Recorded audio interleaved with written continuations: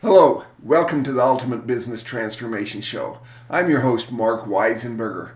I hope you've had a great week, and I hope you've enjoyed the last two interviews that I've conducted with Carrie and Dieter. And I hope you saw the power of one, publishing your own book, and how that can help you in your business, as well as using live casting in your business, and the advantages of using live casting and these infrastructures that have already been built to help you grow your business. Next week, you have a great interview with AJ Wilcox, which has a very unique service that I did not even know existed until about 2 or 3 weeks ago. And that is, AJ is the only authorized LinkedIn agency to offer LinkedIn ads for business. And so that's going to be interesting. I've read different things about LinkedIn and using LinkedIn for your business, but basically that's just cold calling online is what I can figure out. But AJ's system is quite unique and I have nothing to do with it, and so I hope you enjoy that. This week, what I'd want to do is just share a couple of experiences I've had this last weekend. I went on a workcation with my wife, which just means I did some work on my business, relaxed and spent some time, went to dinner with my wife a couple times and had a good time. The hotel we were staying at was a nice hotel, but out of my window there was this great big huge car lot back there. And I'm kind of watching out the window on Saturday, not staring constantly, but just kind of watching, going to see, because it's raining a little bit and it's sunshiny and I just want to see the activity. And I see a few people come into the parking lot, not very many. All day I probably saw 3, maybe 4 people come into that parking lot. But I never saw anyone take a car for a test drive. So I was a little confused, and the sign said public welcome, and it kind of looked like a auto auction site a little bit, because I've been to auto auctions. And so I'm just curious. About 6 o'clock, I'm like, I have got to figure out, is this a car dealership? Is it an auction site? Because all the cars were used. And so I just went for a walk, needed some fresh air, and went over there, came into the parking lot, walked from the front to the back, from one side to the other side, and no one ever came to acknowledge that I was there. And so I'm ready to leave, and I said, well, I've got to go in and ask. I just have to figure out what this place is. Curiosity killed the cat. And so I walk in and I look and I'm like, oh, it's a car rental agency, because they had this big desk with 3 computers on there and looked like a rental agency. And the guy behind the desk jumped up, hey, how you doing? Can I help you? And I said, yeah. I said, are you a rental agency, an auction, a dealership? What are you? So we're a dealership. He says, we used to be an auction about 1.5 years ago, and then they moved and a new owner came in, bought this, and so we're just now a dealership. And I visited with him for a little bit and talked to him, and as I visited with him, he said, yeah, he says, you could have walked around that lot all day long and we would have never come out to see you, because we're not salespeople.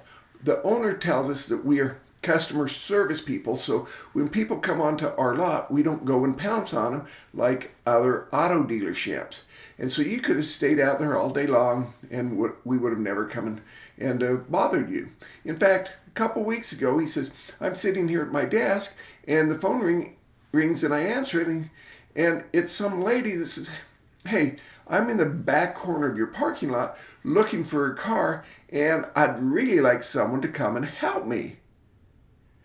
And so to me, that doesn't sound very customer service or customer friendly. So they went out and helped.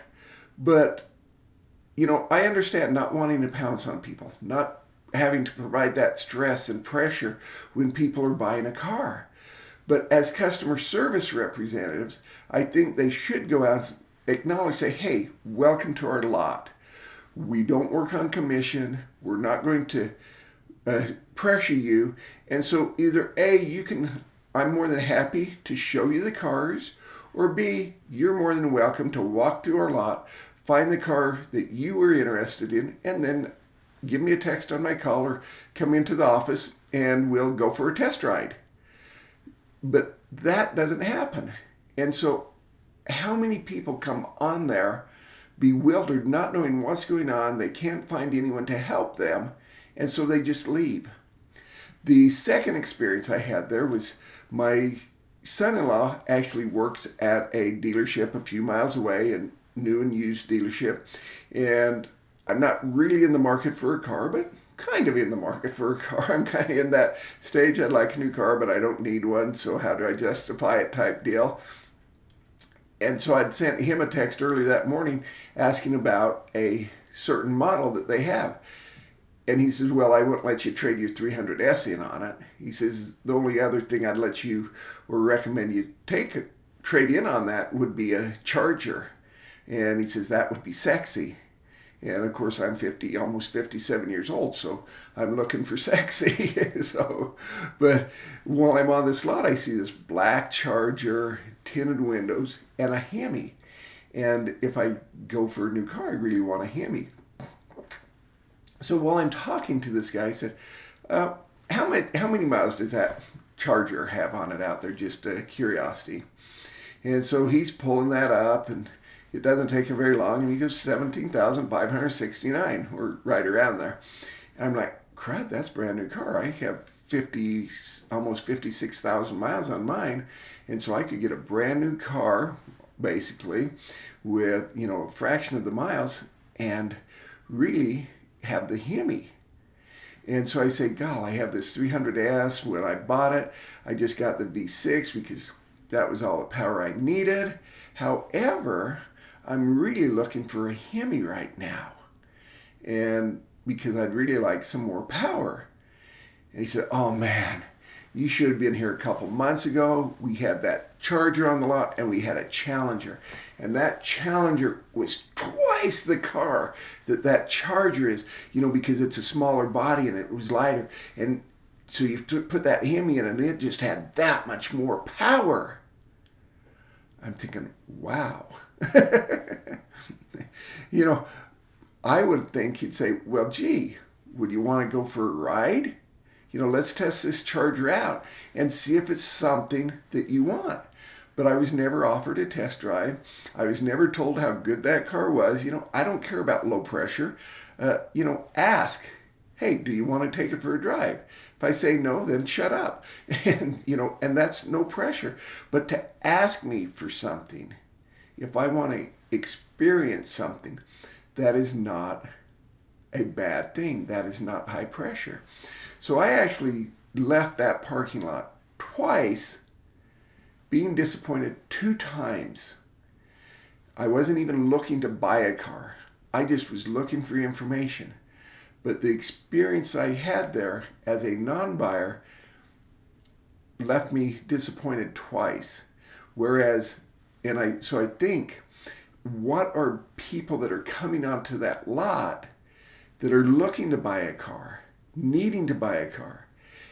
Are they being disappointed? Are they coming onto that lot confused, driving around saying, well, gee, there's no one here. They must not be open.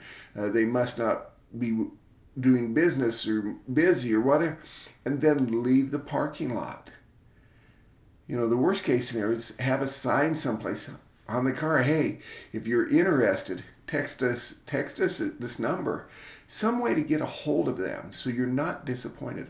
So anyway, I know you're not selling cars and you're not in that dealership.